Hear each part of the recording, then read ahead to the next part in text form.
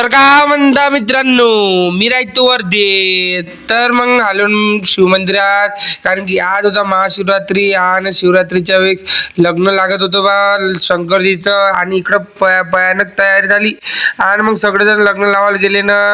तर मग मी बी गेलो रपकन, आणि रपकन इकडं चालू झालं ना लग्न.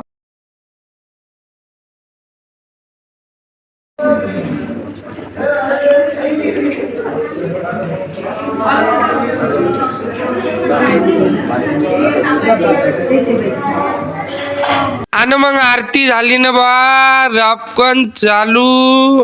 आणि इकडं आरती बी आली बा, आरती घेतली ना. मग रपकन प्रसाद बी आला, प्रसाद बी खाल्ला. शंकरजीचं झालं ना बा, अभिषेक चालू, तूप दही सगळ्यांना. आणि इथं बेलफूल बी वाहिलं बा रपकन सगळ्यांना. आणि मग मीनं बी वाढून दिलं बेलफूल.